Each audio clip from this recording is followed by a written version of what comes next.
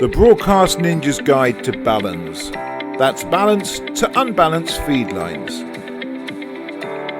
After a 25-year break from amateur radio, I had to come to terms with the fact that the hobby had just moved on without me, leaving me in an analogue world, only to find that everything had evolved and gone digital.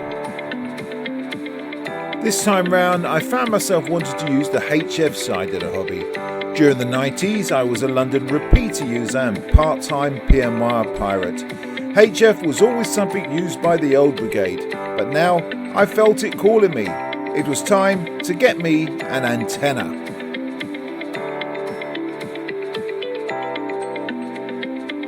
I decided to go with a long wire antenna, but wanted to make my own. So upon reading up at it all, I came across the fun-filled world of baluns and all the different types there are out there. But what are they, and how do they make a difference? A balun is used to balance unbalanced systems, i.e. those where power flows from an unbalanced to a balanced line. Hence Balun, it derives from balance to unbalance. They come in different shapes and colours and consist of wire wound round a toroid ferrite ring. The classical transformer balun. The traditional approach for a balun is to use a transformer.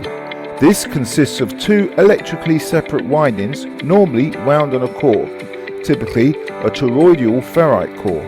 Having two separate windings in this fashion means that the two circuits are electrically isolated, which can have advantages for some applications.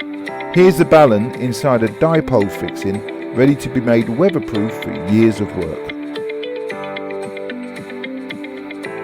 There are some great kits available to help you get your antenna resonant. I've listed some in the text area below. They take the hassle out of sourcing all the parts you need. Remember, there's no shame in using a kit. If you're not technically minded, Baluns will send you in circles. It did to me, and I know my way through antenna theory.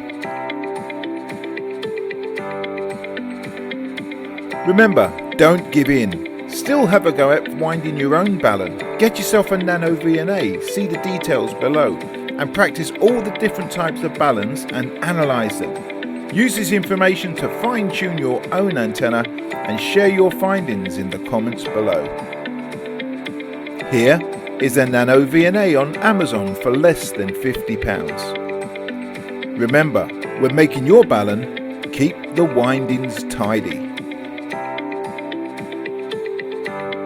So, in reflection, a balun can turn 450 ohms or 200 ohms into good old-fashioned 50 ohms, ready for the coax of your preference, as if by magic.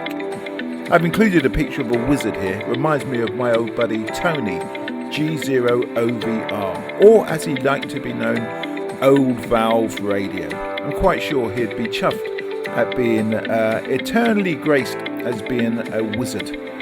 1 to 1, 4 to 1, 9 to 1, 49 to 1. You're going to need to decide which is best for you. There are many really good videos on YouTube, but be warned, there's some truly misleading ones too. Below, I've listed the best ones I found useful. Be sure to subscribe to them if they appeal to you, and if you find them useful, give them a thumbs up. You know, it's only a click on the mouse, but it will really help them and they'll be truly thankful.